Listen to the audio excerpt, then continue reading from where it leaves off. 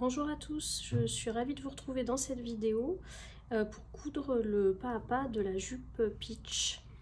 Donc c'est un modèle qui est très rapide et très facile à coudre, donc il n'y aura vraiment aucune difficulté particulière. Ce pas à pas, ça peut être pratique pour les débutants, pour se rassurer un petit peu sur le montage. Au niveau du travail préparatoire, donc il n'y a vraiment rien de particulier. Il faut couper toutes vos pièces et bien marquer les crans, notamment au pli. Sur le haut des pièces devant et dos, bien marquer le milieu de chaque pièce en faisant un petit cran. Et pensez aussi au niveau du pli de la ceinture à marquer le cran également pour qu'on ait le repère du milieu devant. J'ai déjà coupé mon élastique, donc c'est à couper. Donc, je vous ai donné une valeur indicative, c'est le tour de taille moins 3 cm. Après, il faut tester sur vous. Il faut que ça vous maintienne la taille sans trop serrer. Mais la longueur que vous allez choisir va dépendre surtout de la souplesse de l'élastique. Il y a des élastiques plus ou moins souples, donc après c'est vraiment un ressenti au niveau du confort aussi qu'il est important de tester. Donc la première étape, ça va être d'assembler le devant et le dos, endroit contre endroit au niveau des côtés. Donc là, moi j'ai un tissu qui est côtelé, donc il a quand même une face qui est un endroit. Faites attention à vos tissus. Les tissus mailles, ça peut être assez subtil, l'envers et l'endroit. Donc là, j'ai l'endroit du devant et je viens positionner par-dessus l'endroit de mon dos. Donc je fais attention au sens. Et donc je vais venir épingler les deux côtés de haut en bas. Donc je pose des épingles. Donc d'abord aux extrémités, en haut et en bas.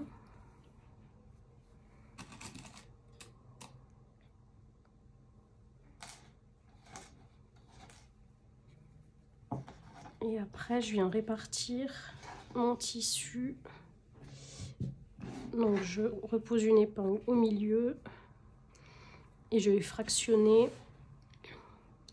mon épinglage pour être sûr que ça soit bien réparti, qu'il n'y ait pas de tension au niveau des tissus, du tissu. Donc j'épingle.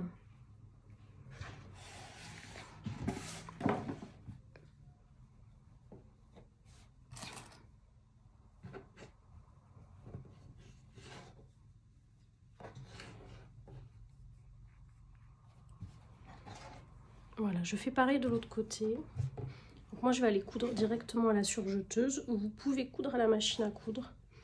Donc soit en surfilant les bords avant de les assembler, et ensuite on coud au point droit à la machine à coudre. Les coutures latérales n'ont pas besoin d'être avec un point élastique. Soit vous pouvez coudre donc toujours au point droit et surfiler les marges ensemble après. Ça va un peu dépendre aussi de l'épaisseur de votre tissu. Si le tissu est épais, il vaut mieux surfiler les deux bords et ouvrir au fer que de tout assembler ensemble.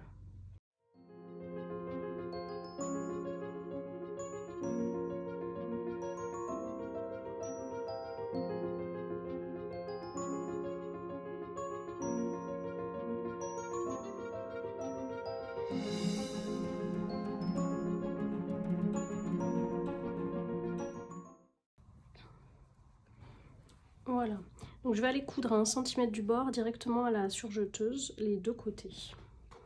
Voilà, les côtés sont cousus, donc déjà la pièce principale est assemblée. On va pouvoir passer à la ceinture. Donc ça, je le mets de côté. Je vais prendre ma pièce ceinture et je vais la replier dans la longueur, endroit contre endroit, pour assembler le milieu dos, qui va permettre de faire le tube de la ceinture. Donc je vérifie mon sens, donc mon endroit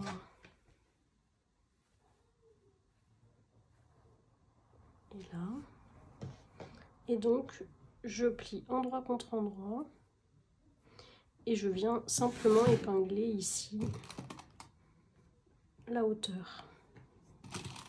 Alors c'est une couture que je préfère moi ne pas faire à la surjeteuse pour avoir une couture bien plate et ouvrir mes coutures au fer. Donc on va la coudre au point droit à la machine, à 1 cm du bord. On peut surfiler les bords si le tissu s'effiloche, là moi je vais pas le faire parce que c'est pas le cas. Et après ce sera caché à l'intérieur de la ceinture. Donc au point droit à 1 cm du bord.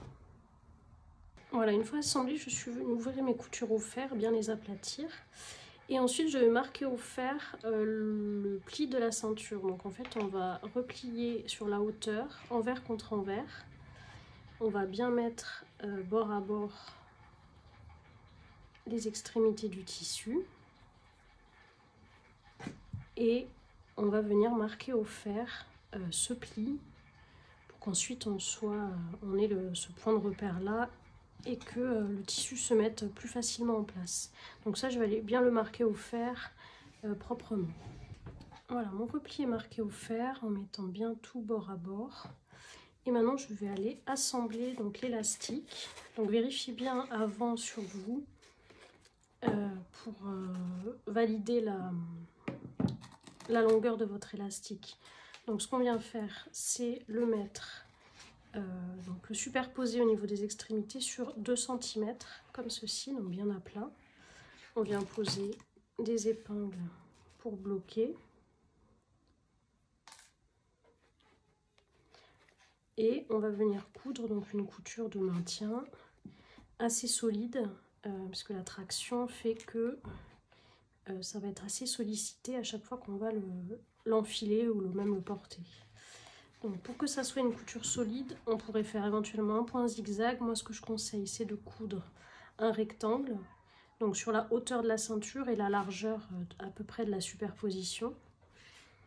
Et ensuite à l'intérieur de venir coudre les diagonales, pour donc faire une croix à l'intérieur du carré. Et là vous avez quelque chose qui va être assez solide en termes de couture. Donc ça, je vais le coudre dès maintenant et ensuite on viendra assembler l'élastique à la ceinture. Voilà, j'ai cousu mon élastique, donc il est bien solide et je vais pouvoir l'insérer donc dans la ceinture. Donc ce que je vais faire, c'est insérer la partie avec le rectangle de jonction au niveau de ma jonction de ceinture, donc le milieu dos. Donc je la mets à l'intérieur. Et je pousse l'élastique bien au fond du pli, du repli qu'on a marqué au fer.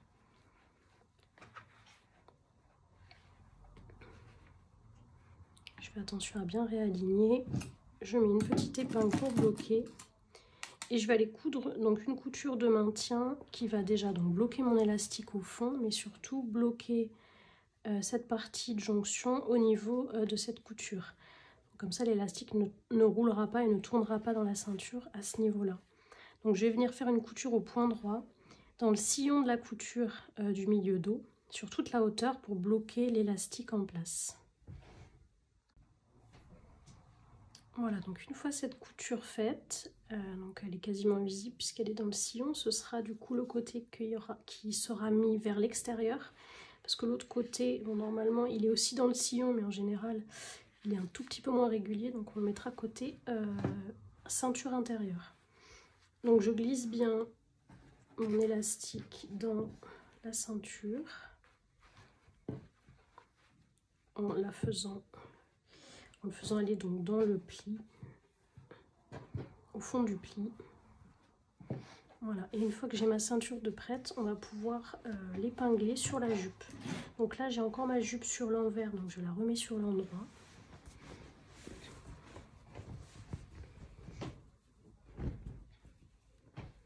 Alors, pour savoir quel est le dos du devant,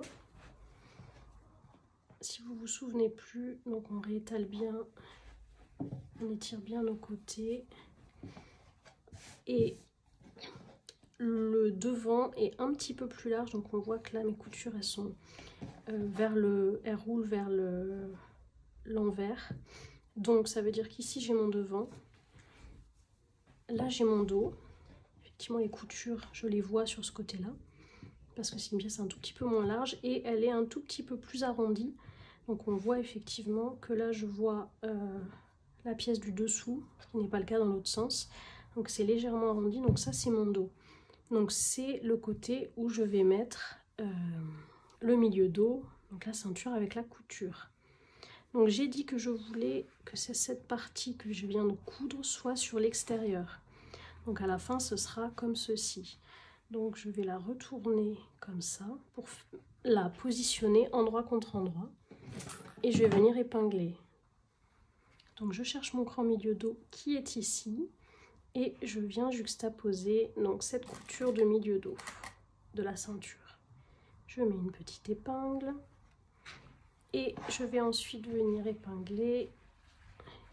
Je retourne, hop, pour pouvoir épingler de l'autre côté.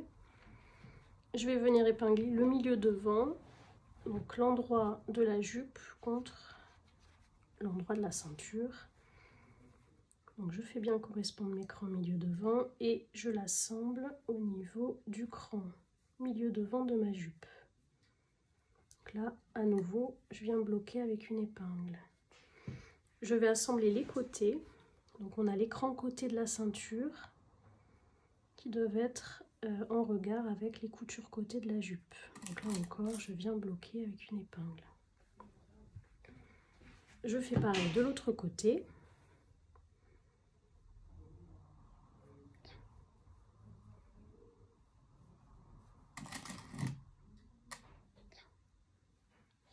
Et ensuite, je vais venir bien épingler tout le tour de ma ceinture. Donc en faisant attention à ce que les 3 couches de tissu arrivent bien bord à bord. Et en répartissant le léger rendu. Alors il n'y a pas vraiment d'embu dans cette jupe, c'est-à-dire que la ceinture a la même largeur que la jupe. Le but n'est pas qu'il y ait une fronce, mais simplement qu'il y ait un maintien au niveau de la taille. L'élastique d'ailleurs n'est pas tellement plus long aussi, ou très peu. Enfin, n'est pas tellement plus court, pardon. Ou très peu, donc vous n'avez pas trop normalement de gêne pour la couture de l'élastique. Néanmoins, on va étirer légèrement à la couture pour éviter le moindre petit pli. Donc là, j'épingle bien proprement mes 3 couches de tissu pour avoir une couture régulière.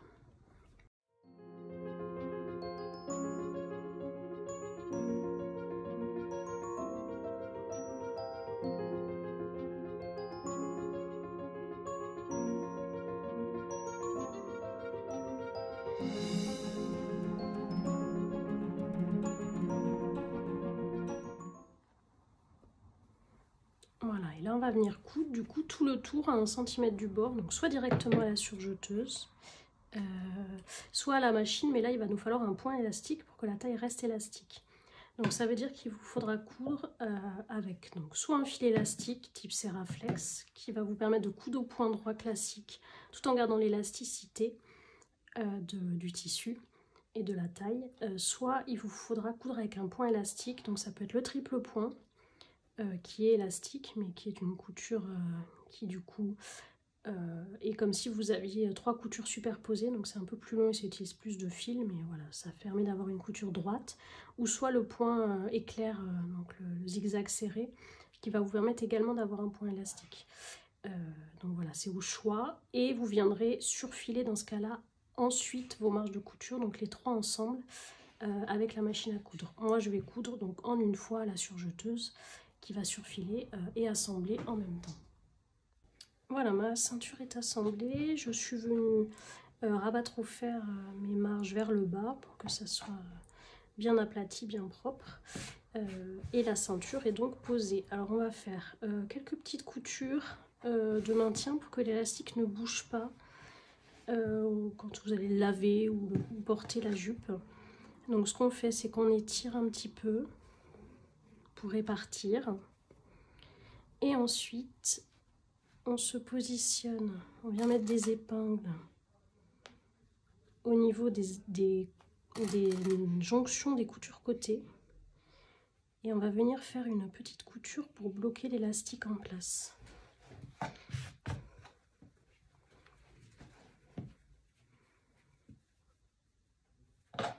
Alors vous avez l'élastique qui est un peu plus court que la hauteur de la ceinture.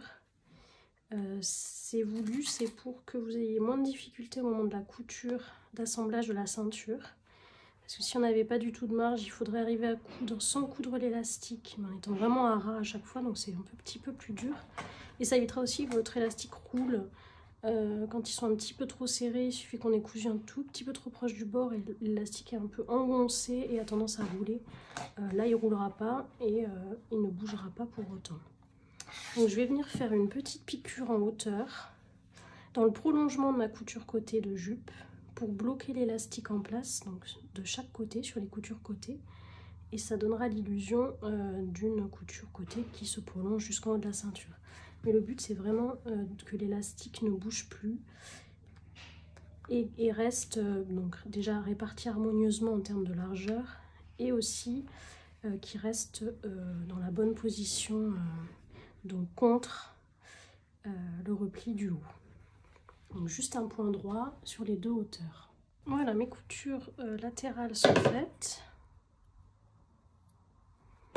Donc ça permet de bloquer l'élastique sur les deux côtés.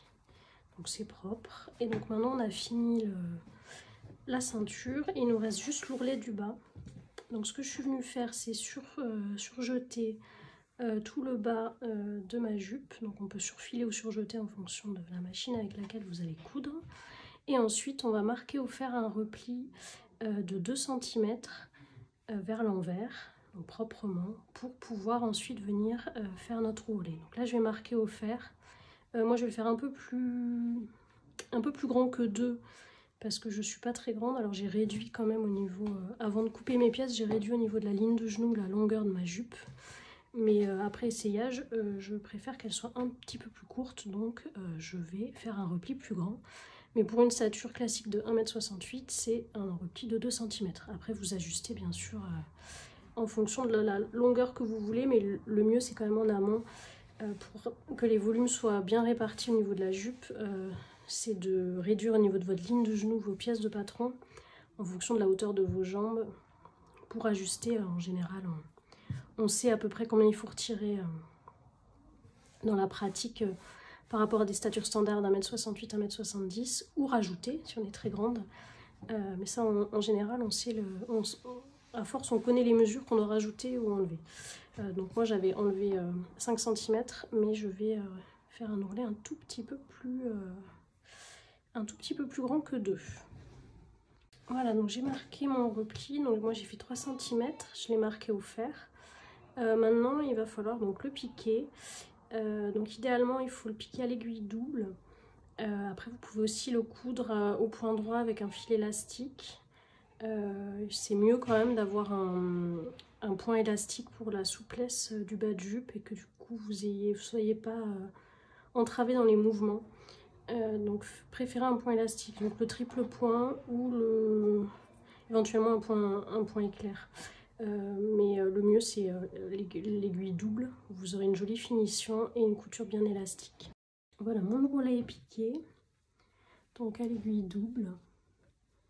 Et donc ça fait une jolie finition sur le bas de la jupe, tout en restant élastique. Voilà. J'espère que ce pas à pas vous a plu, qu'il vous a été utile pour la couture de la jupe Peach. Et j'espère vous retrouver prochainement sur un autre pas à pas vidéo.